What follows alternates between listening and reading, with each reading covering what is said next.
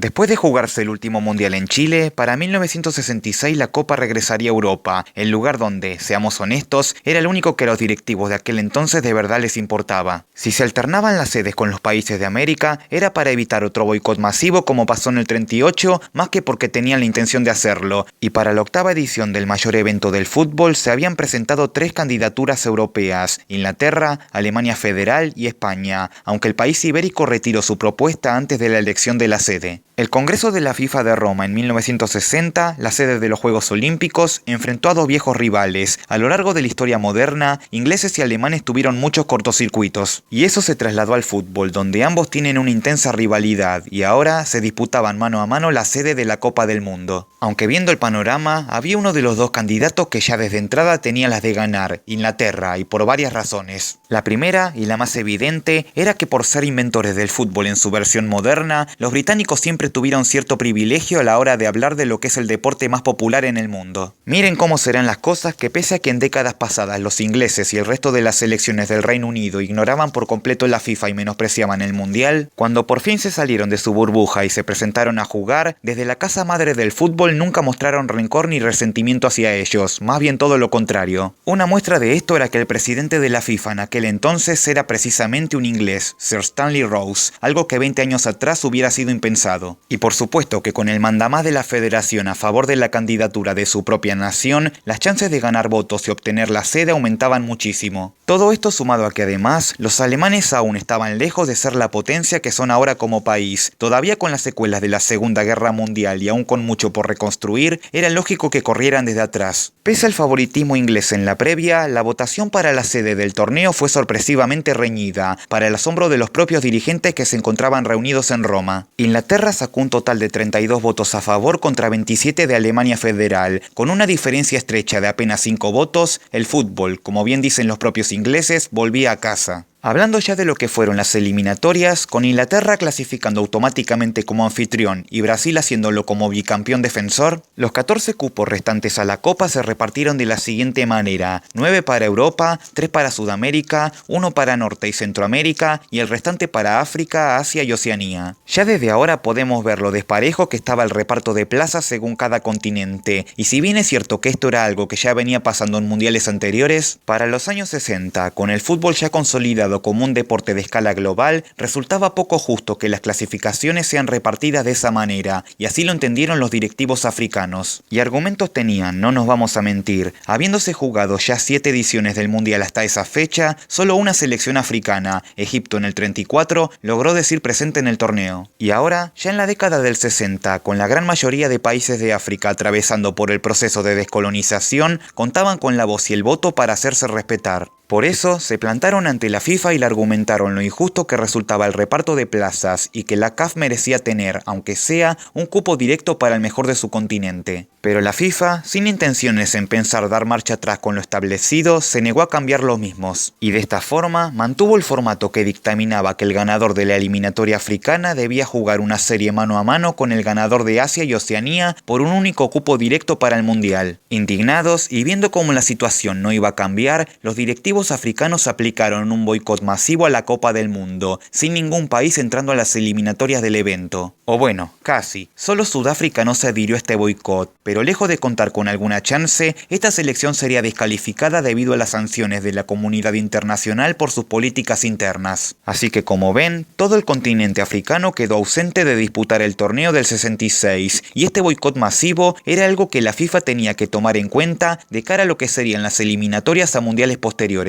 Dicha plaza para el Mundial quedaba entonces designada para el ganador de Asia y Oceanía, que por esos tiempos competían juntas. Lejos de contar con muchos interesados, originalmente la eliminatoria tendría 3 participantes, Australia y las 2 Coreas, que disputarían un triangular, pero los del sur se retiraron a último minuto, provocando que ahora el boleto al Mundial de Inglaterra sea una serie mano a mano entre australianos y norcoreanos. Si bien estaba planeado que la serie se juegue en ambos países, la negativa de Corea del Norte en aceptar la entrada al país de una una delegación extranjera llevó a que los dos partidos se jueguen en sede neutral en Camboya. Allí, los asiáticos derrotaron a los oceánicos en ambos compromisos, por un aplastante 6-1 en el juego de ida y por 3-1 en la vuelta, para un contundente global de 9-2. De esta forma, Corea del Norte hacía su debut en los mundiales, siendo la tercera selección asiática en decir presente en la competencia, por detrás de las Indias Orientales neerlandesas en el 38 y sus vecinos del sur en el 54. En cuanto a los demás continentes, en América, las eliminatorias de CONCACAF se dividieron, como ya era costumbre, en 3 zonas de grupos, aunque esta vez, y a diferencia de eliminatorias pasadas, estas no estaban divididas por zona geográfica, es decir, como Norte, Centro y Caribe, sino que por primera vez se realizó un sorteo donde las selecciones podían jugar ante cualquier rival sin importar a qué región pertenecía cada una, con el ganador de cada una de ellas accediendo a la ronda final, donde el mejor del triangular clasificaba al torneo. México ganó el grupo 1 por encima de Estados Unidos y Honduras. Jamaica ganó la zona 2 por sobre las Antillas neerlandesas y Cuba, y en el grupo 3, Costa Rica hizo lo propio ante la Guayana neerlandesa, actual Surinam y Trinidad y Tobago. Al final, y sin haber tenido la intención, la ronda final contó curiosamente con un país de Norteamérica, otro de Centroamérica y el restante del Caribe, como en los viejos tiempos. En este triangular decisivo, Jamaica poco pudo hacer ante sus rivales, y luego de 2 partidos muy intensos entre ambos, México logró imponerse a Costa Rica y le sacó 3 puntos de ventaja para de esta forma clasificar al Mundial. Nos vamos ahora al sur para hablar de Conmebol. Con Brasil ya clasificado, los restantes 9 países se dividieron en 3 zonas de 3 equipos, donde el primero de cada una clasificaba al Mundial. Esta fue la primera eliminatoria que disputó la selección de Venezuela. La Vinotinto fue colista de un grupo que tuvo Uruguay como ganador con puntaje perfecto, superando en ambos partidos a Perú, que solo encontró consuelo en ganarle sus restantes 2 juegos a los venezolanos. Con 3 victorias y un empate, Argentina se impuso fácilmente en su grupo por encima de Paraguay y Bolivia, pero sin dudas, la zona más interesante fue la que se disputaron los equipos de Chile y Ecuador. Ubicados junto a Colombia, que decepcionó después de haber jugado el mundial anterior, la selección chilena, bronce en aquel torneo, era la gran candidata a clasificar, pero se encontró en su camino con una tricolor que sorprendió a todos por su buen nivel y que fue la gran revelación de la eliminatoria sudamericana. Liderados por el legendario Alberto Spencer, que por aquellos años era multicampeón de América con Peñarol, los ecuatorianos vencieron a sus vecinos de Colombia en ambos partidos, y a su vez le sacaron un empate agónico a Chile en su último partido, en un juego que si la Roja ganaba, clasificaba al Mundial, por lo que esta igualdad provocó que ambas selecciones quedaran con 5 puntos y se deba jugar un desempate. Este duelo decisivo se jugó en Lima, y con mucho sufrimiento, los chilenos se impusieron por 2-1 para clasificar al Mundial y dejar a las puertas a la tricolor, que de esta manera concretaba la que sería su mejor eliminatoria en todo el siglo XX. Pasarían varias décadas para ver de vuelta a Ecuador luchar seriamente por un boleto al Mundial. Y cerramos ahora sí con las eliminatorias europeas, que como antes se dijo, contaban con la exagerada cifra de 9 cupos al torneo, más el 10º que ya estaba asignado al anfitrión Inglaterra. Repasando brevemente sus grupos, Alemania Federal ganó su zona por encima de Suecia, Francia dejaba sin Mundial a Yugoslavia y a Noruega, Hungría se impuso sin problemas ante la Alemania Oriental y Austria. La Unión Soviética ganó fácilmente su grupo por sobre Gales, Grecia y Dinamarca. Suiza aventajó por apenas un punto a la Irlanda del Norte del mítico George Best, mientras que Escocia se quedaba sin la posibilidad de jugar el Mundial en la tierra de su clásico rival, tras haber quedado 2 puntos por debajo de Italia. De esta manera, y salvo por el anfitrión, ningún otro equipo del Reino Unido lograba clasificarse al torneo. Una de las grandes ausentes al torneo fue la entonces subcampeona del mundo Checoslovaquia, que fue superada en su grupo por una sorpresiva selección de Portugal. Bélgica y Bulgaria vencieron en ambos partidos a una Israel que en esta ocasión jugó la eliminatoria para Europa, y en los juegos entre sí se ganaron una a la otra. Se realizó entonces un desempate donde los búlgaros, con doblete de Asparujov, vencieron por 2-1 y clasificaron a su segundo mundial consecutivo, repitiendo la hazaña conseguida ante Francia la eliminatoria pasada. Otras 2 selecciones que quedaron igualadas en su zona fueron España e Irlanda, que debían compartir el grupo con la selección de Siria, pero esta se retiró en apoyo al boicot de los países africanos. ¿Por qué estaba Siria sorteada en la eliminatoria europea y no la asiática? Es un misterio. La cuestión es que al quedar solo 2 equipos, estas jugaron un ida y vuelta entre sí. Los irlandeses vencieron por la mínima en Dublín y la Furia Roja aplastó a los verdes por 4-1 en la revancha de Sevilla. Al no tenerse en cuenta la diferencia de gol, se tuvo que jugar otro desempate. Este originalmente se iba a disputar en Londres, pero debido a la enorme población irlandesa en la capital británica, implicando un lógico favoritismo hacia sus vecinos, Desde España protestaron esta decisión y el juego entonces se pasó a París. En el Parque de los Príncipes, el equipo español sufrió, pero finalmente se llevó el triunfo por la mínima con el gol de José Ufarte a falta de 10 minutos para el final. De esta forma, el Mundial tenía sus 16 selecciones clasificadas. Estas eran de Europa, el anfitrión Inglaterra, Alemania Federal, Bulgaria, España, Francia, Hungría, Italia, la debutante Portugal, Suiza y la Unión Soviética. Para Sudamérica estaban Brasil como campeón vigente, Argentina, Chile y Uruguay. La CONCACAF tenía como único representante a México y la plaza restante para los demás continentes fue para Corea del Norte, que también hacía su debut en la máxima cita. Antes de empezar con el repaso por el Mundial, es importante hablar del hecho sucedido apenas 4 meses antes del comienzo del torneo, cuando la Copa Jules Rimet, que estaba siendo exhibida en la ciudad de Westminster, fue robada, resultando en un importante operativo policial. Tras 8 días de intensa búsqueda, el trofeo fue finalmente encontrado en un parque al sur de Londres por Pickles, un perro collie que paseaba con su dueño, David Corbett. Este fue recompensado con la suma de 5.000 libras esterlinas. La copa fue recuperada y Pickles se convirtió en toda una celebridad en el Reino Unido, recibiendo el premio al perro del año, obteniendo una medalla y un año gratuito de alimento canino, además de ser invitado a varios programas de televisión y hasta una película. 52 años más tarde, en el 2018, se instaló una placa en su honor en el mismo parque donde Pickles se encontró el trofeo. Y hablando de mascotas, este fue el primer mundial de la historia en contar con una mascota oficial, Willy, un león, el animal símbolo de Inglaterra, con una camiseta con la Union Jack y la palabra World Cup. El éxito de Willy fue masivo y se convirtió en todo un símbolo del fútbol en el país, siendo el pionero de una tendencia que continuaría hasta el día de hoy, ya que a partir de Inglaterra 66, todos los mundiales contaron con su propia mascota. La canción oficial del torneo fue, precisamente, titulada World Cup Willy, compuesta por el cantante escocés Lonnie Donegan. El tema, más que hablar sobre el propio torneo, habla acerca de la mascota. La idea era hacer de Willy un personaje de interés principalmente para el público infantil. Aunque el posterior éxito del león provocó que su imagen y de la mascota del fútbol en general cautivasen a los fanáticos de todas las edades. La pelota del torneo fue la Challenge 4 Stars, de 25 paneles de cuero y en 3 distintas variantes, en blanco, amarillo y la más utilizada, la clásica naranja característica de los balones antiguos. Hablando ya del torneo, el formato fue el mismo que se utilizó en los últimos 2 mundiales. Los 16 equipos eran divididos en 4 grupos de 4 participantes. Los 2 primeros avanzaban a las rondas de eliminación directa, con los cuartos, las semis y la final del torneo. Un formato simple, conciso y sin vueltas, como debe ser. Un total de 7 ciudades se designaron para el evento: Londres, Manchester, Liverpool, Sheffield, Birmingham, Sunderland y Middlesbrough. Salvo por la capital, que abarcaría 6 partidos de un solo grupo, las otras 6 ciudades se repartieron 3 juegos cada una. El grupo 1 se llevó a cabo precisamente en Londres y tenía como participante estelar al dueño de casa, junto a Francia, Uruguay y México. Todos los partidos se disputarían en el mítico estadio de Wembley, la llamada Catedral del Fútbol, que contaba con capacidad para 100.000 espectadores. El hecho que todos los partidos se jugasen en una misma ciudad era algo muy beneficioso, no solo para el equipo anfitrión, sino también para sus rivales, ya que se ahorraban todo tipo de viajes. El debut del anfitrión se produjo el 11 de julio. Todos en la grada esperaban ansiosos un triunfo de su selección, pero enfrente estaba el siempre duro y complicado equipo de Uruguay, que a base de mucha concentración y por supuesto de pierna fuerte, se defendió férreamente de cualquier intento inglés de romper el cero. Al final, el encuentro quedó empatado sin goles, un resultado que para la celeste era casi un triunfo, mientras que para Inglaterra era un debut con pocas luces. 2 días más tarde se presentaron también en Wembley las selecciones de Francia y México, emulando lo que había sido también el primer partido del Mundial en 1930. A estas alturas, el equipo azteca contaba con la experiencia mundialista suficiente para tener una actuación decente en comparación a sus primeros mundiales. Por su parte, los franceses, ya sin Fontaine y habiéndose perdido la última edición, estaban pasando por un proceso de transición. El partido fue muy equilibrado. A poco de iniciar la segunda mitad, Enrique Borja puso en ventaja a México y a la hora de juego, Hauser igualó para los galos. El empate a 1 final reflejaba el notable crecimiento de la selección mexicana y a su vez las enormes dudas de los franceses, que ahora debían medirse con el seleccionado uruguayo. Como se dijo previamente, todos los partidos del grupo estaban asignados para jugarse en Wembley, pero debido a que para el mismo día del encuentro entre Francia y Uruguay estaba programada también la disputa de un evento de carreras de galgos, la sede del partido tuvo que ser cambiada a último momento. En su reemplazo apareció como rescate el estadio White City, propiedad del Queen's Park Rangers, que de esta forma, y sin haber estado programado como sede original, se daba el gusto de organizar un juego mundialista. El mismo, que contó con una aceptable asistencia de 45.000 espectadores, vio a la celeste remontar su juego ante los galos, que tras adelantarse a los 15 minutos con el gol de penal del franco-argentino Héctor de Bourgoin, dieron vuelta a la historia en una ráfaga de 5 minutos con los goles de Rocha y Cortés. Este triunfo dejaba a Uruguay muy bien ubicado de cara a la jornada final, mientras que Francia quedaba al borde de la eliminación. Al día siguiente, y tras lo que fue su opaco debut, Inglaterra tenía la posibilidad de redimirse ante su público en su juego contra México. Los aztecas, lógicamente, adoptaron una postura defensiva y aguantaron el asedio inglés hasta el minuto 37, cuando Bobby Charlton le daba la ventaja a los locales. En la segunda mitad, el delantero Roger Hunt hacía el segundo, para de esta forma decretar un triunfo sin problemas para los ingleses, que se encaminaban hacia su objetivo. Para la última fecha, tanto Inglaterra como Uruguay les bastaba con el empate para clasificar, mientras que Francia y México debían ganar sus juegos para tener la chance de seguir en la competencia. Los mexicanos intentaron poner en aprietos a Uruguay, pero los celestes, con una vasta experiencia en esta clase de partidos, no se la iban a dejar fácil. El empate sin goles fue, para Uruguay, el punto necesario para clasificar, mientras que para México era una despedida decorosa de un mundial donde, pese a no ganar, estuvieron muy a la altura. Este fue, además, el último partido del legendario Antonio Carvajal, que había sido el guardameta del equipo mexicano en los mundiales desde Brasil 50. Lograba así la impresionante hazaña de jugar nada menos que 5 Copas del Mundo, un récord que mantuvo en soledad durante décadas. Y si bien hoy en día varios jugadores alcanzaron esa marca, nadie de momento la superó, haciendo que Carvajal siga en la cima de la lista de presencias a ediciones mundialistas. El juego restante del grupo se disputó al día siguiente y enfrentaba a dos grandes selecciones europeas, Inglaterra contra Francia, aunque la realidad de ambas era muy distinta. A los ingleses les bastaba solamente con el empate, y Francia se aferraba a la increíble hazaña que significaría ganar para eliminar al dueño de casa. Soñar no cuesta nada. El asunto es que, tras aguantar poco más de media hora,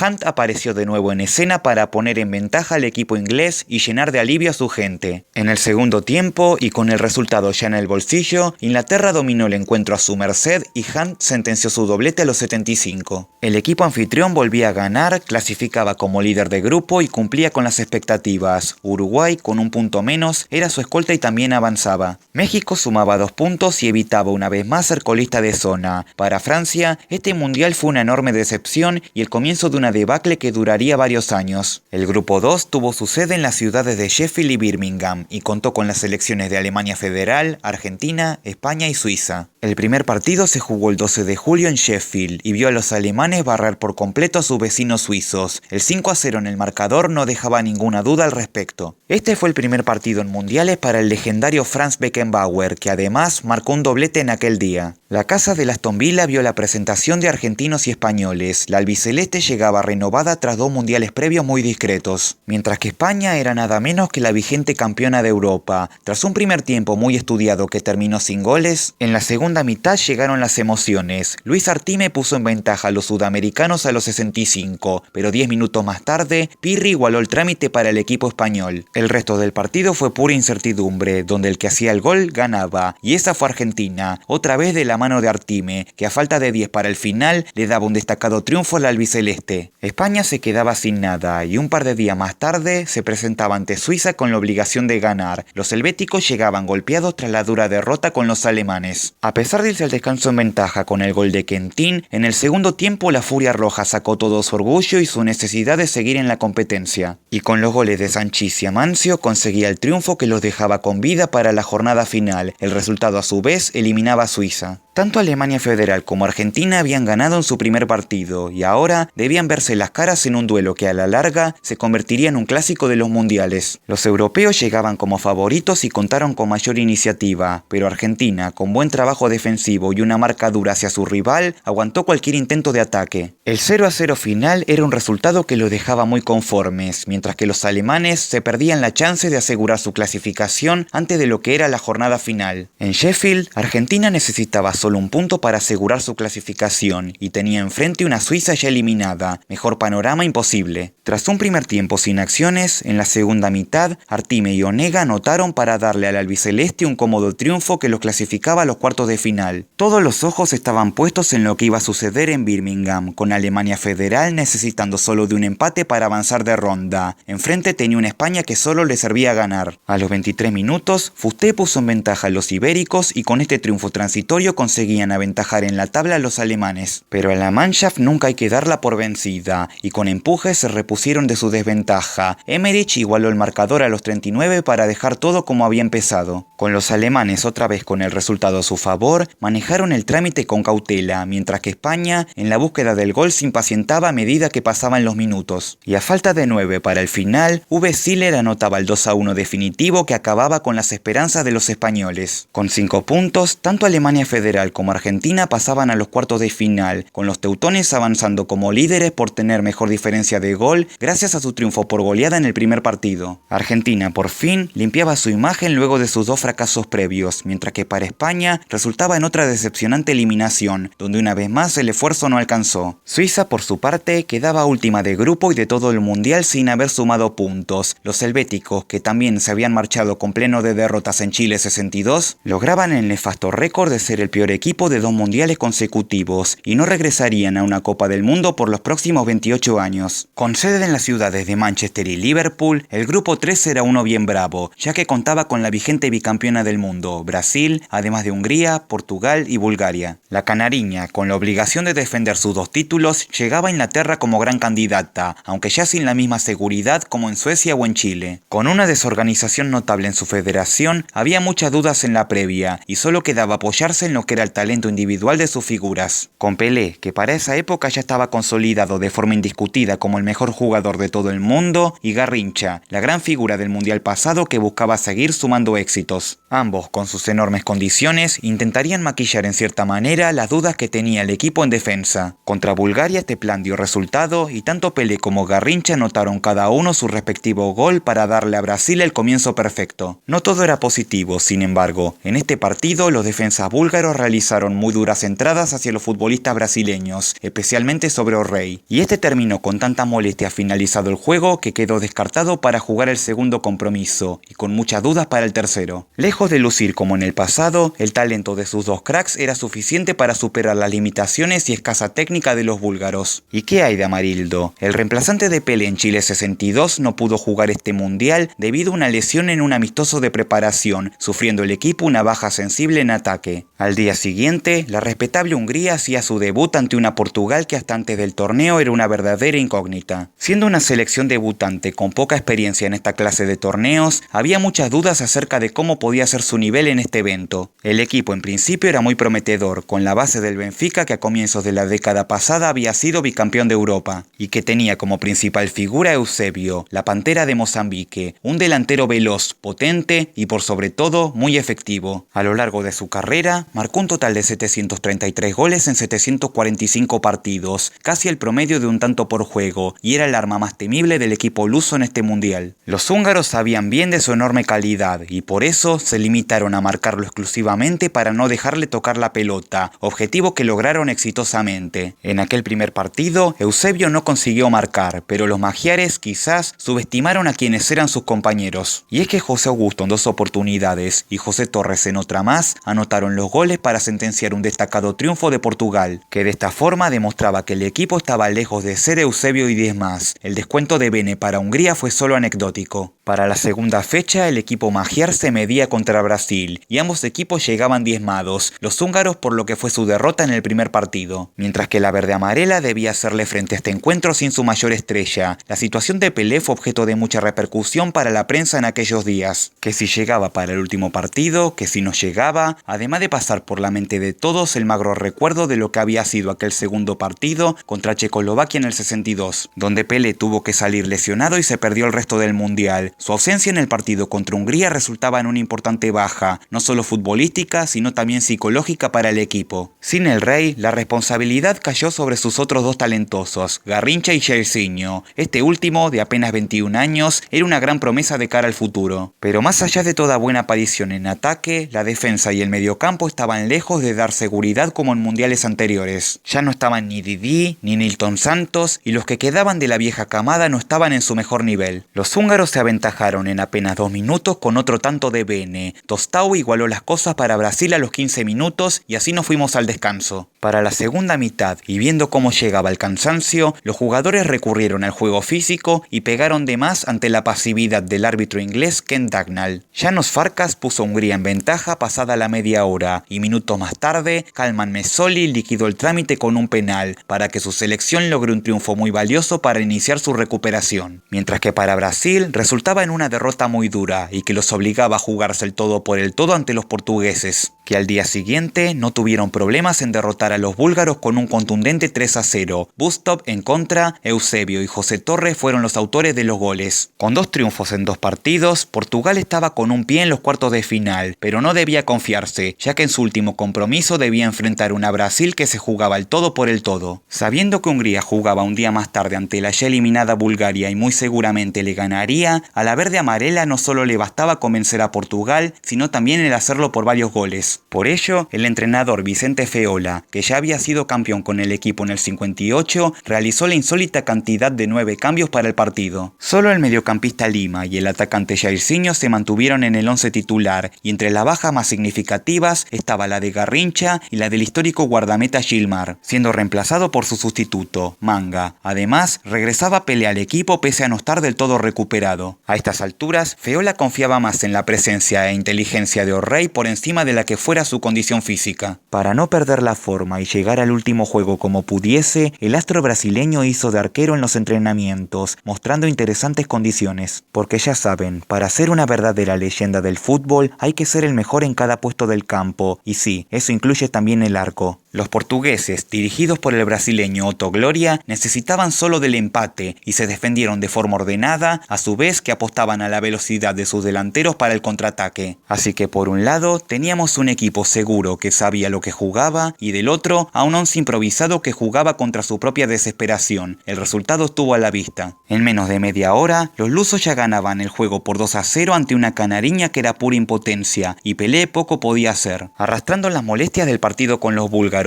y a su vez recibiendo durísimas entradas de los defensas portugueses, incluida una brutal patada de João Moraes que lo lesionó por completo y lo obligó a salir del terreno de juego. Pese a lo clara que había sido la falta y la expulsión, el árbitro inglés George McCabe la ignoró por completo ante la protesta de los jugadores brasileños. Rildo descontó para el scratch a los 73 minutos, pero ya era demasiado tarde, y a falta de 5 para el final, Eusebio marcó su doblete y le puso fin a un juego que acabó con victoria portuguesa de 3-1 en Goodison Park. En Brasil todo era enojo y decepción. Por primera vez en mundiales, la selección se quedaba eliminada en una fase de grupos, y esta actuación sería hasta día de hoy una de las peores de su historia. Ni bien terminó el partido, hubo muchísima bronca contra los arbitrajes, acusándolos de perjudicar a Brasil en favor de que el torneo lo ganase la selección local. Sus argumentos eran que al ser la canariña la bicampeona del mundo y con un equipo de grandes jugadores, incluyendo al mejor del mundo en aquel momento, era necesario sacarlos rápidamente del camino para evitar que se llegaran a cruzar con Inglaterra y su objetivo de ganar el mundial en su casa. En ambas derrotas con Hungría y Portugal, los brasileños fueron dirigidos por árbitros ingleses que ignoraron por completo las violentas patadas hacia sus jugadores. Brasil terminó el torneo con 5 jugadores lesionados, incluidas sus 2 máximas figuras, Pelé y Garrincha. Era tanta la frustración que finalizado el mundial, O'Reilly anunció su retiro de la selección, aunque posteriormente sería convencido para regresar. Volviendo ya al torneo, al día siguiente del partido entre brasileños y portugueses, Hungría sabía de antemano que contra Bulgaria solo necesitaba del empate. Pero una vez más cometieron el terrible error de confiarse y a los 15 minutos, Asparuhov puso a Bulgaria por delante para sorpresa de todos en Old Trafford. Los húngaros no podían tolerar esta humillación y se lanzaron en ataque, y a falta de 5 minutos para finalizar el primer tiempo, lograron la igualdad de la forma menos pensada, con Ivan Davidov anotando en propia meta, al igual que lo había hecho su compañero Bustov en el juego pasado. Bulgaria era así la primera selección en marcarse 2 autogoles en un mismo mundial. De hecho, en ese torneo, los jugadores búlgaros se anotaron más goles en contra que los que hicieron a favor, siendo 2-1. Para el segundo tiempo, Hungría no bajó el pie del acelerador y siguió atacando para buscar llevarse el triunfo, y con goles de Mesoli y Bene se impusieron por 3-1 y aseguraron su lugar entre los 8 mejores. Portugal fue el sorpresivo líder de su grupo con puntaje perfecto. Le siguió Hungría con 2 triunfos. Brasil, como se dijo, tuvo una actuación emoción para el olvido y se marchó a las primeras de cambio junto a Bulgaria, que no sumó puntos. El grupo 4 tuvo lugar en las ciudades de Sunderland y Middlesbrough y era la sede de las selecciones de Italia, Unión Soviética, Chile y Corea del Norte. El primer partido enfrentó a dos naciones aliadas del bloque comunista. Los soviéticos eran una selección de mucho orden y seguridad, siendo un rival de respeto en Europa. Los norcoreanos, por su parte, eran una verdadera incógnita. Poco se sabía acerca de esta misteriosa selección que jugaba su primer mundial. El resultado del partido fue acorde a la lógica y la Unión Soviética no tuvo problemas en golear a sus camaradas asiáticos por 3-0 con tantos de Manofayev por duplicado y Banishevsky. Al día siguiente, los equipos de Italia y Chile se enfrentaban en un duelo muy especial, ya que era el reencuentro de estas selecciones tras la batalla de Santiago. Varios futbolistas de ambos equipos habían jugado aquel partido 4 años atrás. Estaba claro que entre ellos no se podían ni ver. Afortunadamente para el público del estadio, el juego estuvo lejos de ser un escándalo y se jugó más al fútbol que a las patadas, como debe ser. Italia se impuso rápidamente en ventaja a los 8 minutos con un gol de Mazzola y aguantó esta ventaja hasta que a falta de 2 para el final, con los chilenos ya cansados y sin ideas, consiguieron liquidar el juego con el tanto de Barison. De esta forma, la Azzurra lograba obtener su revancha de lo sucedido en Santiago y empezaba el mundial con el pie derecho. Tras esta derrota, Chile necesitaba recuperarse de forma urgente y tenía como segundo rival a Corea del Norte, oportunidad ideal para obtener un triunfo que los vuelva a encaminar. Tras el cobro de un penal, Rubén Marcos puso en ventaja a la Roja en 26 minutos, pero la incapacidad para liquidar el asunto les terminó costando muy caro. Y a los 88, Park Seung-sin igualaba el trámite para dejar sin posibilidad de reacción a los sudamericanos. Nunca hay que confiarse con la ventaja de un solo gol porque pueden suceder estas cosas. Este empate dejaba a Chile en la cuerda floja, mientras que Corea del Norte se las ingeniaba para seguir con vida de cara a la fecha final. Al otro día, en el Roker Park de Sunderland, los dos europeos se veían las caras en un partido que pintaba para ser muy parejo y estudiado. Ambos sabían que cualquier error se pagaba caro y el que hacía el gol ganaba, y estos fueron los soviéticos que con el solitario tanto de Chislenko a la hora de juego conseguían el triunfo que los clasificaba a falta de una jornada. Para Italia, la derrota significaba perder el liderato del grupo y ahora tener que jugarse la clasificación a los cuartos de final en su último partido contra los norcoreanos. Seamos honestos, en la previa todos daban por decantado que la Azzurra ganaría fácilmente y obtendría su boleto para la siguiente ronda. El equipo de Corea del Norte, si bien había mostrado cosas interesantes y estuvo lejos de hacer un papelón como en la previa algunos imaginaban, no tenía ni la jerarquía ni la experiencia de los italianos. El 15 de julio, en el Ersson Park, el viejo estadio del Boro, ambas selecciones se vieron las caras. Como era de esperarse, el dominio del balón fue para Italia. Pero una cosa es tener el balón y otra saber qué hacer con él, y la Azzurra, cuna del catenaccio y el juego en defensa, se encontraba en la incómoda situación de tener que lanzarse al ataque. El problema era que enfrente tenía un rival todavía más defensivo que ellos. Los asiáticos, si bien contaban con la chance de clasificar, preferían meterse atrás y aguantar el cero, esperando alguna oportunidad. Los italianos arrancaron confiados, pero a medida que pasaban los minutos y el marcador no se modificaba, se impacientaron y empezaron a cometer errores. A los 44 minutos, la Azzurra despejó un balón hacia la mitad de la cancha. Park Seung-sin cabeció de vuelta y en una desconcentración, los defensas italianos perdieron sus marcas y dejaron solo a Park Do-ik, que capturó el pase de su compañero y quedó solo frente al Bertozzi. El delantero norcoreano no dudó en rematar y colocar la pelota al fondo de la red. El estadio pegó un grito espectacular y todo fue pura emoción. Italia estaba en serios problemas y necesitaba urgentemente remontar el asunto en la segunda mitad para evitar una vergonzosa eliminación. Se lanzaron con todo en el complemento, pero los norcoreanos defendían exitosamente todos sus intentos de ataque, mostrando mucho entusiasmo, orden y solidez atrás. Existe un mito que dice que en el entretiempo el técnico norcoreano cambió a varios de sus jugadores para la segunda mitad, intercambiando sus camisetas para que se hagan pasar por sus reemplazados, para que de esta forma entren con piernas frescas de cara a los últimos 45 minutos, pero como todo mito, no existe ninguna prueba concreta de este hecho al respecto, y se trata solo de una leyenda urbana. La cuestión es que sin ningún intento exitoso, los italianos fueron incapaces de siquiera lograr el empate, y sonado el silbato, el estadio aplaudió y ovacionó a los futbolistas norcoreanos, que siendo unos completos desconocidos, lograban la impresionante hazaña de derrotar y a su vez eliminar a la poderosa Italia en un mundial. Era además la primera victoria de una selección asiática en la historia del torneo. Para la Azzurra esto representó una completa humillación y a día de hoy sigue siendo una de sus derrotas más avergonzantes. Nadie, pero nadie, imaginaba que esta escuadra era capaz de caer ante la modesta Corea del Norte, pero en el fútbol todo puede puede pasar, y aquel día la ciudad de Middlesbrough fue testigo de uno de los mayores batacazos en la historia de este deporte. Más allá de la alegría del triunfo, lo cierto es que los norcoreanos todavía no estaban clasificados, ya que debían esperar que Chile, que contaba con mejor diferencia de gol, no derrote a la Unión Soviética al día siguiente. La selección europea ya estaba clasificada a la siguiente instancia y podía darse el lujo de prescindir de su figura para darle descanso en este partido. Pero más allá de algunos cambios en el once titular, Chile no podía volver a confiarse y fue en busca de un triunfo que era su única posibilidad de avanzar. Pero a los 22 minutos recibieron un duro golpe cuando Porcuyan aventajó al equipo soviético. 10 minutos más tarde, los chilenos emparejaron el trámite con otro gol de Marcos y todo era tensión para la segunda mitad. Chile fue superior en el complemento, pero se chocó con una defensa soviética que le negaba cualquier intención de remontar el partido. Ya entregado en ofensiva, el equipo sudamericano descuidó la retaguardia para los últimos minutos y tras un contraataque rival, la defensa chilena quedó mal parada y Porcuyan se lanzó una corrida para definir por encima de Olivares. La Unión Soviética sentenciaba el 2-1 definitivo, resultado que eliminaba a Chile del Mundial y provocaba que además los soviéticos le dieran una mano a sus amigos norcoreanos. Yo no clasifiqué, nosotros clasificamos. El ejército rojo marchaba con puntaje perfecto. Corea del Norte los escoltaba y se convertía en la primera selección asiática en avanzar de fase en un mundial. Italia se iba de la Copa totalmente frustrada, sumando otra temprana eliminación en la fase de grupos, y Chile, tras haber ganado el bronce en su mundial, decepcionaba en su siguiente participación. Nos vamos ahora sí a la fase de eliminación directa. Los 8 mejores del torneo se medían en la ronda de los cuartos de final. Todos los partidos se jugaron el mismo día y a la misma hora, el 23 de julio a las 3 de la tarde, de modo que ninguna selección sabía de antemano lo que sucedía en los otros estadios hasta finalizar el suyo. Empezamos con el juego entre Alemania Federal y Uruguay en Sheffield. Los teutones habían hecho una fase de grupos convincente y la celeste quería volver a dar otra gran sorpresa. Sin embargo, y lejos de ver un gran partido, lo que se vio fueron 90 minutos muy accidentados con poco fútbol, muchas patadas, polémicas arbitrales y protestas de todos lados.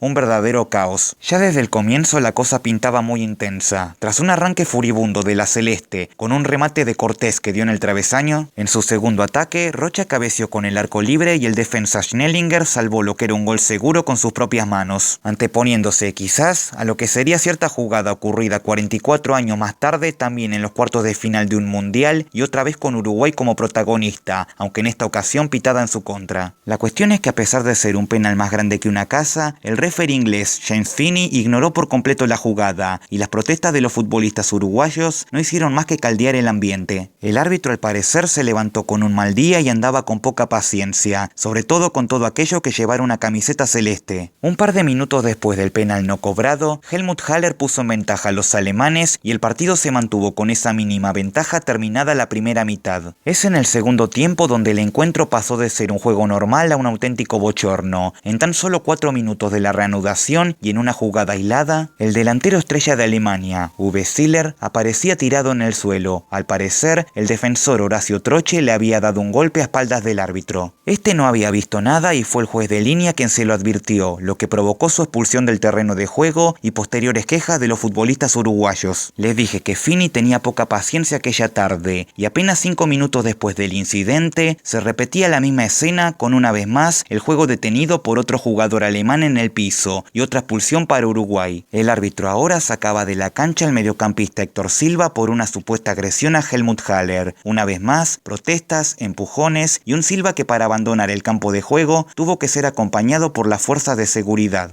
Pese a la ventaja numérica, en los minutos siguientes Alemania no podía hacer el segundo gol y Uruguay, con 2 menos, se defendía con vehemencia, a su vez que buscaba algún contraataque para llegar al empate. Pero 11 jugadores corren mejor que 9 y el cansancio fue el golpe definitivo para el equipo uruguayo de cara a los últimos 20 minutos. Los europeos aprovecharon esta cuestión física y tras el segundo gol alemán por obra de Beckenbauer, el juego se terminó. Uruguay, con 9 jugadores y una desventaja de 2 goles, no tuvo más opción que tirar la toalla, y el equipo germano duplicó la cifra en el marcador con los goles de Seeler al 75 y el doblete de Haller al 83. Final del partido. Victoria contundente de Alemania Federal por 4-0. Los uruguayos se iban muy enojados con las decisiones de la terna arbitral inglesa. Tras lo que fue aquel penal no cobrado al comienzo del partido y las posteriores expulsiones en la segunda parte, ya nada se podía hacer y la celeste con mucha bronca se regresaba para casa. En Wembley, Inglaterra se presentaba ante su gente con la obligación obligación de seguir su camino hacia la gloria. Enfrente estaba la selección argentina. El partido estuvo lejos de ser tranquilo desde el primer minuto, con mucha marca y poco juego por parte de ambos equipos, pero el encuentro es recordado por una jugada en particular. Y la misma ocurrió apenas a los 35 minutos, cuando el árbitro alemán, Rudolf Kreitlein, tomó la drástica decisión de expulsar del campo de juego al mediocampista Antonio Ratín. Según palabras del propio Kreitlein años más tarde, le molestó la forma en que Ratín lo había mirado y se lo tomó como una forma de insulto. El árbitro hacía gestos con sus manos indicándole a Ratín que debía abandonar el campo, pero el argentino no estaba dispuesto a salir y se quedó durante varios minutos exigiendo un traductor para que le explique los motivos de su expulsión. Ni Ratín hablaba alemán ni Kreitlein español, lo que llevó un total de 10 minutos de confusiones y juego detenido, hasta que finalmente Ratín fue obligado a salir del terreno de juego escoltado por las autoridades, no sin antes estrujar un banderín con la bandera británica en el área de esquina, a la par que era insultado por los 70.000 ingleses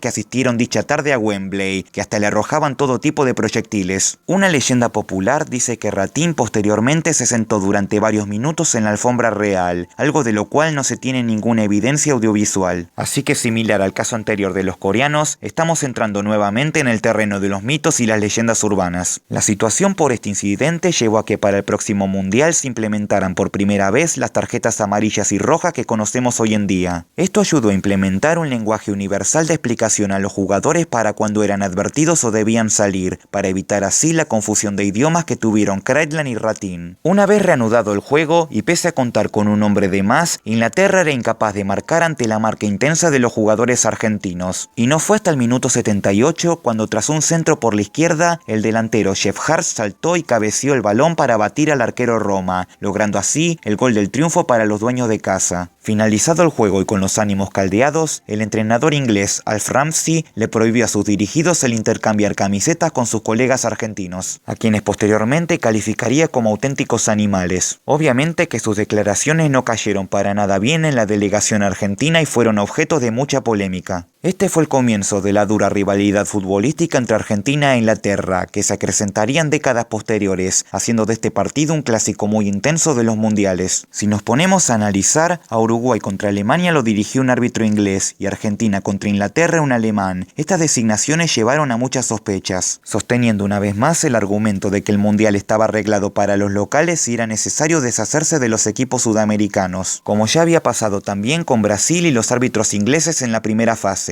En ambos países del Río de la Plata, estos partidos son considerados hasta día de hoy como objeto de mucha polémica, manteniendo dicha sospecha sobre la mesa. La cuestión es que, hablando ya solo de lo sucedido en el terreno de juego, Inglaterra avanzaba hasta las semifinales de su propio mundial y mantenía firmes sus intenciones a lograr el título. En Sunderland, dos selecciones de Europa del Este se vieron las caras en un duelo clásico de aquellos años, la Unión Soviética contra Hungría. Era difícil dar como favorito a alguno de estos dos, ya que mostraban un nivel muy parejo y daba la impresión que de haber un ganador, este se definiría por cuestión de detalles. El entrenador soviético Nikolai Morozov sabía del poderío ofensivo de los húngaros y por eso, para este partido regresaba a la portería el legendario Lev Yashin, que en fase de grupos solo había jugado contra los italianos para hacer acto de sus impresionantes reflejos. El marcador lo abrieron los soviéticos en apenas 5 minutos gracias al gol de Chislenko y así terminó la primera mitad, pero ni bien sonó el silbato para el segundo tiempo, anotaron otra vez rápidamente por intermedio de Porcuyan, aprovechando que los húngaros ni siquiera se habían acomodado tras regresar del vestuario. Estos se lanzaron inmediatamente en busca del descuento y lo consiguieron a los 57 minutos, otra vez por obra de su goleador Ferenc Bene, faltando más de media hora para el final del partido. Todo el escenario se llenó de dramatismo y pese a los intentos magiares en empatar, entre Yashin y su defensa se los impedían. Al final, el resultado quedó 2-1 a favor de la Unión Soviética, que por primera vez decía presente en las semis de un mundial y ahora iba dispuesta a quedarse con todo. El duelo restante de cuartos de final enfrentaba a dos selecciones debutantes, por un lado la sólida Portugal y por el otro la gran revelación, Corea del Norte. Los asiáticos habían dejado en claro que no eran ningún rival fácil y los lusos ahora debían evitar confiarse como como sucedió con Italia. Pero si alguno pensaba que en su juego contra la Azzurra habíamos visto todo de este equipo, en este juego en Liverpool los norcoreanos tendrían otro as bajo la manga. Quizás, y pensando que su rival se defendería con casi todos sus hombres atrás, tal como hicieron con los italianos, los defensas portugueses pensaban que no iban a tener mucho trabajo aquella tarde. Lo que menos esperaban era que los coreanos se lanzarían en un furibundo ataque buscando la portería rival, dejando sin palabras a propios y extraños. Tan es así que en cuestión de apenas 25 minutos, Corea del Norte le ganaba nada menos que por 3-0 a un equipo luso que, recordemos, había hecho una fase de grupos perfecta. Portugal estaba contra las cuerdas y necesitaba urgentemente descontar para evitar otra gesta norcoreana en el Mundial. Para su fortuna, y tras lo que fue el tercer gol de los asiáticos, estos agotarían todas sus fuerzas en esos primeros minutos y se quedarían sin piernas para lo que sería el resto del partido. El cansancio era evidente y los portugueses poco a poco se fueron recuperando del golpe, y qué mejor opción en ataque para buscar la remontada que Eusebio. Aquella tarde la Pantera estuvo intratable y fue quien lideró a los suyos en busca de su objetivo. El delantero del Benfica a los 27 hizo el primer gol de descuento y a los 47 con un penal puso el 2-3 que dejaba con total incertidumbre el panorama para la segunda mitad. El entusiasmo de Eusebio contagió al resto del equipo, que recuperó su confianza y estaba dispuesto a dar vuelta al asunto. Los norcoreanos, pese a regresar del vestuario todavía con el marcador a su favor, no pudieron hacer nada ante la notable desventaja física y se derrumbaron por completo. Dos anotaciones más de Eusebio en apenas 2 minutos certificaban el póker de goles para la Pantera y le daban la tan increíble remontada a Portugal, que faltando todavía media hora y con el resultado a su favor, bajaron el pie del acelerador y movieron el balón para que sus rivales gasten la poca energía que les quedaba. Y ya restando 10 minutos, José Torres hizo el quinto gol que liquidó la historia. Portugal pasaba de perder por 0-3 a ganar por 5-3, y de esta forma lograba llegar hasta las semifinales de su primer mundial, de la mano de un Eusebio que a estas alturas era una de las grandes figuras del torneo. Para Corea del Norte fue el final de su aventura por Inglaterra. Un equipo que en la previa era totalmente desconocido lograba quedar entre los 8 mejores, consiguiendo grandes sorpresas en su campaña. Finalizada su participación, no se supo más nada acerca de los jugadores, hasta que en 2002 se realizó un documental llamado El juego de sus vidas. En él, los 7 sobrevivientes de aquel plantel relataban lo que había sido su experiencia en el Mundial y de cómo fueron recibidos como héroes de regreso a su país. Solo quedaban 4 equipos en la competencia y llegaba el momento de disputarse las semifinales del torneo. Es importante aclarar que en todas las instancias, y a diferencia del resto de las selecciones, Inglaterra siempre contó con más días de reposo acorde al calendario. En esta semi, por ejemplo, de ganar y clasificarse a la final, llegaría el duelo decisivo con 24 horas más de descanso que su rival, que jugaría al día siguiente. El dueño de casa se enfrentaba a Portugal, en un partido cuya polémica estuvo esta vez antes de que comience a rodar la pelota. Resulta que, acorde al calendario del Mundial, este partido estaba designado para jugarse en la ciudad de Liverpool. Esta hubiese significado la primera vez en el torneo que Inglaterra debía salir de la comodidad de Wembley y de Londres, mientras que Portugal, por su parte, venía de jugar sus últimos 2 partidos en Goodison Park, por lo que ya estaba adaptado al escenario y no requería trasladarse. Sin embargo, en última instancia la sede fue cambiada hasta Londres, ya que el partido generaría mayor recaudación del público local en un estadio gigantesco como Wembley. Esta maniobra no solo que hizo enojar lógicamente a la delegación portuguesa, que debió armar las maletas a último minuto y tomarse un tren de 1 hora hasta la capital británica, sino que también molestó a los propios aficionados de Liverpool, que eran despojados de ver a la selección jugando en su ciudad, una polémica más que se suma a la organización de este torneo. En cuanto al juego, todos los ojos estaban puestos en Eusebio. Su sola presencia generaba muchísima preocupación en el público inglés, ya que el delantero había demostrado a lo largo del evento la gran amenaza en ofensiva que podía llegar a ser si le daban el mínimo espacio de frente al arco. Por eso, el técnico Ramsey dispuso de una marca personal hacia el hombre del Benfica. El encargado de custodiarlo sería el volante defensivo Nobby Stiles, que acorde a su tarea, estuvo todo el juego anticipando los pases que llegaban hasta Eusebio. El resto del partido era muy disputado, con ambos disponiendo de varias ocasiones. Pero el que más las aprovechó esta vez sería Bobby Charlton, que puso en ventaja al equipo inglés a la media hora, y tras aguantar la reacción en ataque de los portugueses en busca del empate, a falta de 10 para el final, la leyenda del United marcaba su doblete. Parecían ser cifras definitivas, pero 2 minutos más tarde, Portugal dispuso de un penal que Eusebio convirtió para descontar. Este era el primer gol que recibía Inglaterra en todo el torneo, y le puso dramatismo a un partido que se jugó con intensidad hasta el último segundo. mundo. Al final, y tras sonar el silbato, el equipo anfitrión vencía por 2-1 y de esta manera cumplía con los deberes de estar en la final de su propio torneo. Para los lusos representaba su primera derrota en mundiales y el final del camino tras una campaña memorable. La otra semifinal enfrentaba a Alemania Federal contra la Unión Soviética, en un duelo muy politizado teniendo en cuenta lo que había sido la Segunda Guerra y la posterior división del país. Apenas 5 años atrás se había iniciado la construcción del muro de Berlín, separando fronteras entre las dos Alemanias, y ahora el seleccionado occidental le hacía frente al mayor aliado de su vecina. Tras el cambio de sede, este partido que estaba asignado para Wembley se pasó hasta Liverpool, cuyos aficionados tenían como consuelo acudir a lo que fue un duelo muy intenso y disputado. Ambos equipos buscarían rápidamente el primer tanto, y quienes los consiguieron fueron los alemanes, por intermedio de Haller, pero este gol recibido no fue la peor noticia para los soviéticos, sino que apenas el juego se reanudase, Chislenko se fue expulsado por el árbitro italiano del encuentro. El delantero soviético le hizo una zancadilla sin pelota a Sigi Held, quien, y pese al roce, cayó al suelo de forma algo exagerada teniendo en cuenta la gravedad de la falta, lo suficiente como para que el referee tome la decisión de sacarlo de la cancha. Con un hombre de más y el resultado a su favor, los alemanes dominaron en la segunda parte, pero cada intento en ofensiva era salvado por Lev Yashin. Solo una leyenda podía vencer a otra leyenda, y por eso, pasados los 20 de la segunda mitad, Franz Beckenbauer sacó un disparo de fuera del área que sorprendió al guardameta soviético. Con el resultado de 2-0, Alemania bajó la intensidad y le cedió el balón a su rival, quienes ya cansados solo lograron llegar al descuento gracias a un error del arquero Tilkovsky, quien buscando embolsar la pelota tras un centro, se le escapó de las manos para que Porcuyan aproveche y anote su cuarto gol en el torneo a falta de 2 minutos. Este solo serviría para decorar el resultado, ya que tras sonar el silbato, Alemania Federal superaba a su rival por 2-1 y decía presente en la final de Wembley, donde lo esperaba el dueño de casa. Para la Unión Soviética, esta sería su mejor actuación en mundiales y la única vez que alcanzó las semifinales del torneo. Yashin en la portería y Porcuyan en ataque fueron sus dos mejores figuras en la campaña.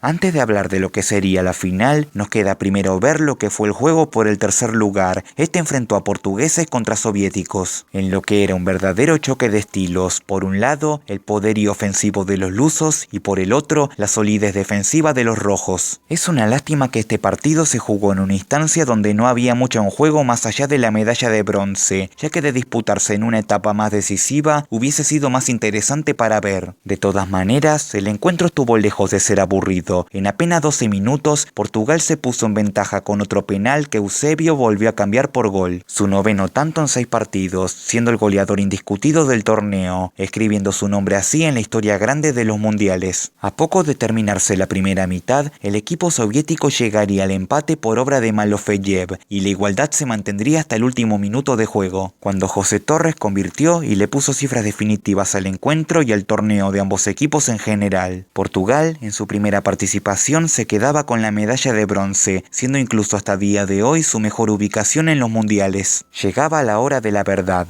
El 30 de julio de 1966, a las 3 de la tarde en Wembley, Inglaterra y Alemania Federal salieron al campo en busca de la gloria. Para el dueño de casa representaba su primera final mundialista, mientras que para los teutones era la segunda vez que llegaban al duelo decisivo tras el milagro de Berna en 1954. El partido enfrentaba a dos naciones que históricamente fueron acérrimas rivales, tanto dentro del campo de juego como en muchos eventos históricos. El estadio de Wembley contó con una asistencia de 96.000 personas y sigue siendo hasta día de hoy el evento más visto en la historia de la televisión británica. Empezado el juego, los alemanes se mostraron mejor en ataque. La primera chance fue un remate de Sigi Held que se fue apenas por encima de la portería. Y en otro intento, a los 12 minutos, Schnellinger lanzaría un centro hacia el área inglesa y la pelota le cayó a Helmut Haller, que con una media vuelta remató y puso el balón rasante y a la esquina. Imposible para Gordon Banks. Alemania estaba 1-0 arriba. El impacto del gol recibido despertó a los locales, quienes se lanzaron desesperadamente en búsqueda del empate que los vuelva a poner en en partido, y lo consiguieron de forma rápida. 6 minutos más tarde, Inglaterra obtuvo un tiro libre por la banda derecha. Bobby Moore lanzó un centro y una vez más, Jeff Hart se anticipó de cabeza para ganarle el duelo a su marcador, y ahora todo estaba tal como había empezado. Alemania tuvo la chance de recuperar su ventaja tras un remate de Emmerich que fue detenido espectacularmente por Banks. Inglaterra también contó con otra chance en la primera mitad, tras un remate de Charlton que hizo exigir al guardameta Tilkowski. Finalizada la primera mitad, el marcador estaba empatado y el trámite era muy parejo, pero tras la reanudación, el dominio sería levemente para el equipo inglés, que contó con mayor posesión del balón, a la par que la defensa germana se replegaba y apostaba al contraataque. Uwe Seeler, que era el faro en ataque para los alemanes, estuvo muy bien marcado durante el encuentro y apenas pudo destacar. El empate se quebró en el minuto 78, cuando Inglaterra tuvo un córner a su favor. Alan Ball centró el balón. Tras el despeje, la pelota le cayó a Hartz, cuyo remate se desvió en el defensa Hodgkas. Y en el rebote, más rápido que todos, apareció en escena Martin Peters para fusilar la portería rival con un remate a quemarropa. Nada que hacer para Tilkowski y sus defensas. Inglaterra se ponía en ventaja a falta de poco más de 10 minutos y acariciaba la copa. A los anfitriones solo les restaba aguantar el asedio de los alemanes, quienes veían cómo se les escapaba poco a poco la final y atacaron con desesperación. El momento del drama llegó al minuto 89. Faltando apenas segundos para que se cumpla el tiempo regular, Lothar Emmerich desbordó por la izquierda y remató al arco. La pelota se desvió en la espalda de Schnellinger, desconcertando a Banks y a su defensa, y en el rebote apareció el zaguero Wolfgang Weber para empatar de forma agónica el juego. El estadio se enmudeció por unos segundos. Inglaterra se perdía la chance de ganar en los 90 minutos y el 2-2 final obligó a la disputa del tiempo suplementario. Pese a que los alemanes llegaban con el impulso del empate, el dominio del balón tras la reanudación siguió siendo del dueño de casa, quienes no estaban dispuestos a ser humillados ante su público en el mayor escenario. Bobby Charlton tuvo dos ocasiones clave. La primera pegó en el larguero y la segunda se fue por apenas metros desviada. Fue, sin embargo, a los 11 del primer tiempo de la prórroga que llegaría una jugada histórica que definiría el partido y el torneo en general. En otro ataque del equipo inglés, Alan Ball lanzó un centro hacia el área. La pelota le cayó a Jeff Hart, que con poco ángulo sacó un remate que pegó en el travesaño. La pelota picó sobre la línea de gol y fue inmediatamente despejada por el defensa Weber. En los segundos posteriores a la jugada, nadie en el estadio sabía lo que pasaba. Los ingleses protestaban que la pelota había ingresado, a su vez que los alemanes reclamaban que siga el juego. El árbitro suizo, Gottfried Dienz, no vio la jugada con claridad y ante la duda le consultó al juez de línea, Tofik Baramov de Azerbaiyán, entonces parte de la Unión Soviética. Ambos jueces conversaron y el linesman le dijo al referee que la pelota efectivamente había cruzado la línea de gol, por lo que el tanto se convalidó. Los jugadores ingleses festejaron esta decisión a la par que los alemanes rodeaban enojados al juez de línea. Todos los ojos estaban puestos en el colegiado y su decisión. Este sería, muy probablemente, el gol fantasma más famoso en toda la historia del fútbol y una polémica más que se sumaba a los partidos del equipo local. En Alemania hubo muchas sospechas acerca del juez, que siendo de la Unión Soviética, había mucha tensión entre ambos países y precisamente los alemanes venían de eliminar a su país en las semifinales. La jugada a día de hoy sigue siendo objeto de mucha controversia. Debido a la precariedad de las cámaras de aquel entonces, las repeticiones no dejan bien en claro si el balón ingresó o no por completo. Las opiniones, si bien son divididas, muestran cómo la mayoría de los expertos coinciden en que parte del balón pasó la línea de gol pero no llegó a ingresar en su totalidad. Además, ante la duda en jugadas tan precisas, los árbitros suelen dejar seguir el juego para no tomar la drástica decisión de convalidar un gol dudoso, a no ser que estén al 100% seguros de lo que vieron. La rapidez que tuvo la jugada hace dudar sobre si Baramov de verdad vio que esa pelota ingresó en la portería alemana, lo que lleva a esta polémica de la que se sigue hablando más de medio siglo después. Ese tercer gol fue determinante para el resultado y lo que quedaba de partido. Para los últimos 15 del suplementario, Alemania se volvió a lanzar en búsqueda del empate, pero ya no tenían ni la fortaleza física ni las ideas para lograr concretar su objetivo. Con el equipo de lleno en ataque, en el último minuto de la prórroga y tras una contra, Jeff Hart desbordó por la izquierda y sacó un potente remate que venció al guardameta alemán para liquidar el partido y le dio lugar a la última gran controversia del Mundial, ya que mientras Hart corría con el balón hacia gol, algunos aficionados ingleses que no esperaron para festejar se metieron al campo de juego por el sector derecho. El reglamento dice que ante una invasión de campo, el juego debe ser detenido, pero pese a esto, el asunto siguió sin inconvenientes hasta que el tanto se convirtió. De todos modos, esta última polémica es, quizás, la menos determinante de todas, ya que no afectó a ninguna acción del juego y el trámite trámite ya estaba liquidado. Hart se convertía en el primer jugador en anotar un hat-trick en una final de Copa del Mundo, un récord que mantuvo en soledad hasta 2022. Tras sonar el silbato, el público festejó el logro de su selección y los jugadores ingleses se abrazaban. La misión estaba cumplida y la copa se quedaba en casa. En la ceremonia de premiación, Bobby Moore recibió el trofeo en manos de la reina Isabel. El capitán fue llevado en andas por sus compañeros. La copa Jules Rimet se alzaba en el cielo londinense, mientras que el equipo anfitrión daba la vuelta olímpica. Los alemanes se retiraban derrotados saludando a sus aficionados, que poco les podían reprochar. Pese a anotar un hat-trick, Hart no se quedó con la pelota del juego, quedando en propiedad de Helmut Haller. En 1996, en la previa de la Eurocopa jugada también en Inglaterra, los medios en el país llevaron a cabo una iniciativa para recuperarla. Haller recibió un total de 80.000 libras esterlinas a cambio, y hoy en día el balón reside en el Museo Nacional de Manchester. Pero sin dudas, el mejor negocio que pudo hacer Alemania en aquel año fue el de tomarse revancha y llevarse la Eurocopa para su casa, pero esa ya es otra historia. Se terminaba así el Mundial de 1966, un torneo que en cuestión de organización estuvo impecable, no se esperaba menos del país inventor de este deporte. El problema estuvo, claro, en las numerosas polémicas arbitrales que opacaron un poco el éxito conseguido por el equipo anfitrión. A lo largo de este resumen, vimos como siempre que jugaba Inglaterra, había algún hecho controversial que los favorecía de alguna u otra manera. Hay mundiales que son polémicos por lo que sucede fuera del terreno de juego, como el de Italia 34, por ejemplo, y el terrible contexto político que rodeó aquella cita. Pero en otros, como este del 66, la polémica reside exclusivamente en lo sucedido dentro del campo de juego. No por nada que cada tanto se sigue hablando de alguna jugada en particular hasta día de hoy. Para los ingleses fue, de momento, su primera y única consagración, no solo en el mundial, sino también en cualquier torneo de selección mayor. Resulta increíble cómo la nación inventora del fútbol, que arrastra con la mayor tradición, todavía no logró levantar un nuevo trofeo pasado tanto tiempo. El tradicional cántico It's Coming Home hace referencia a que la copa tarde o temprano regresará a Inglaterra. Pero de momento, y pese a estar cerca en varias ocasiones, esa espera continúa, y mientras aguardamos a que suceda, podemos asegurar que la copa, al menos en aquel ya lejano 1966, se logró quedar en casa.